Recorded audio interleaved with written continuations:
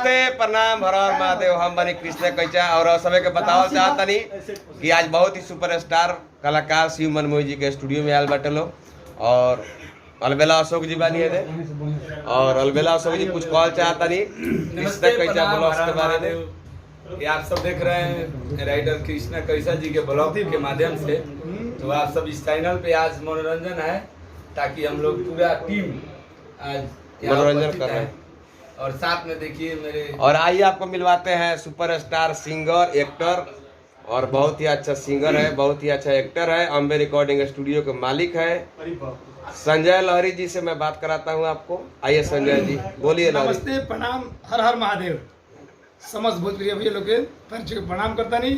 आज बहुत खुशी के बात बा और बहुत खुशी के दिनों बा कि कैचा जी के ब्लॉग्स पर हमें वीडियो बनाने का मौका मिला। हमारे बाबा बानी मनमोही जी बानी सब पर ध्यान दी, बाकी हमारे ध्यान तो बोलने को जय हमारी मिलाओ तरी शिव मनमोही जी से। शिव मनमोही जी हाय हेलो कदी अच्छा आई सुपरस्टार सिंगर अंकु अकेला जी बानी। अंकु जी कुछ बात करवाए। अंकु जी कुछ बोली। नमस्कार, प्रणाम, हर हर महादेव। आज अपने सब भाई जुटल बन से मनमोहन के स्टूडियो में हमने के गायक को नाच लहरी भैया के साथ में मनोरंजन करता नहीं सब आई कथी पिए आई देखी पाठक बाबा एजा बानी आ वीडियो डायरेक्टर सुपरस्टार पवन पाल जी जे कि दिल्ली से लेके मुंबई तक तहलका मचैले बानी। कुछ कहे वाला बानी है कहे कुछ। नमस्ते, प्रणाम आप सबके।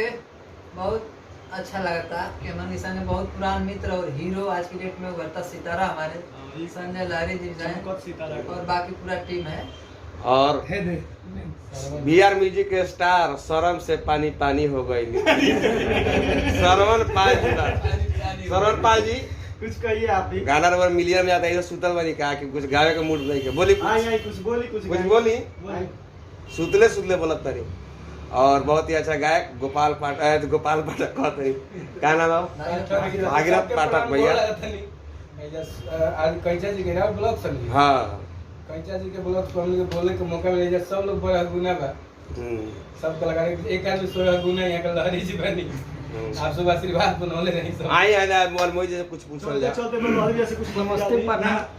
हम का और लास्ट में चाह के लहरी जी कुछ बोल नहीं फिर हमारे परम मित्र मनमोही जी म्यूजिक बहुत अच्छे हैं। हम लास्ट में बोले हैं कि कुछ बोलने के लिए तो फिर लास्ट में फिर प्रणाम करते हैं आप लोग समस्त भोजपुरी भैया को। पवन पाल डायरेक्टर साहब हाँ आप कुछ बोलिए। पवन पाल जी हैं जो बहुत दिन दुगुनी रात चौगुनी करके अपने मन में हाथ पर मुकाम पाए हैं। बहुत खुश है, मेरा सीना गदगद है साहब। उनसे भी एक बार दोहरा के तनी बात कर लीजिए।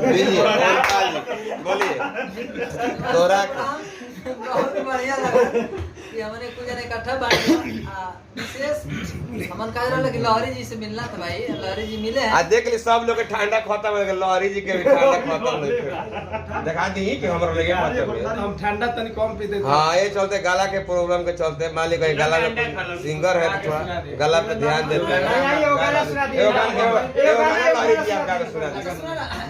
एक बार ऐसे बात कराइए कोई बात फिर आइए और संजीव साजन से मिलवाते हैं। नमस्ते, प्रणाम आप सब लोग के। और मिलियन चल जाएगा भैया।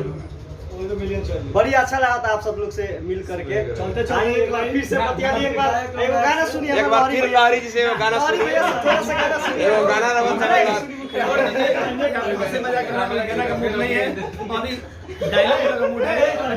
डायलॉग बोल दिया जाए हम लोग माँ। हम एक सब लोगों का रिक्वेस्ट है कि वो गाना ना गाना और राजेश भैया से हमारा मिले मेकअप मैन। आजा राजेश भैया से मिलिए। मेकअप मैन बहुत ही अच्छा मेकअप करते हैं। गाना अब राजेश भैया से मिल रहे हैं। नमस्कार, प्रणाम।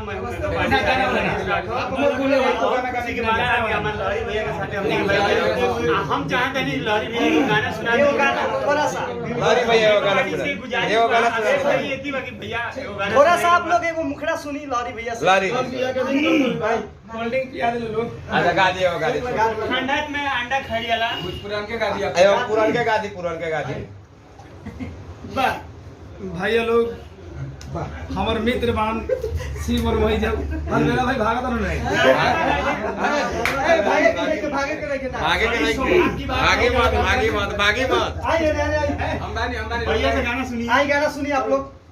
आप लोगों को अच्छा लगा तो बताइएगा, तो फिर दोबारा भी गाना गाएंगे। हाँ, फिर हम लारी जी को खोज के ब्लॉग्स बनाएंगे। लारी जहाँ मिलेगा वहाँ से बुला कर लाएंगे। ये हमारे संजीव बाबू हाँ, गाना गाओ। केहू के देख के आ देखते रहना, कोई खाता तो नहीं। क्या बात है, क्या बात है। किसी को देख कर देखते रहना, कोई खाता। अभी पूरा तो गाना गाना। जय हिंद, जय भारत। हम चाहते हैं कि जय माता दी। हम चाहते हैं कि भैया एक लोकगीत सुनाएं। हाँ, एक लोकगीत। हमनी के भोजपुरिया हैं जा। अच्छा हम क्या कि भैया के भोजपुरी हीरो हवन, भोजपुरी सिंगर हवन, भोजपुरी रिकॉर्डिंग स्टूडियो बात। हम चाहेंगे भैया को भोजपुरी सिंगर गाना सुना दी, बहुत अच्छा लगी। भैया का तरफ दिखाइए। हाँ, दिखाइए।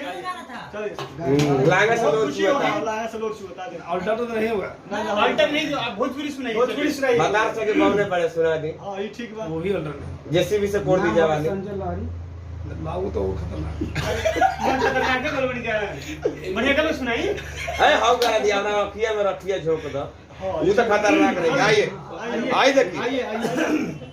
और दिन पिया दे लोग। हाँ, आज कोयचा जी गाना लिखे थे।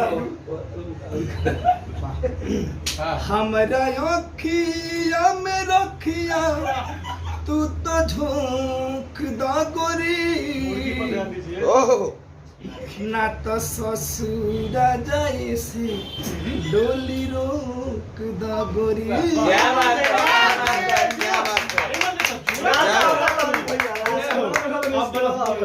क्या दर्द है आवाज में।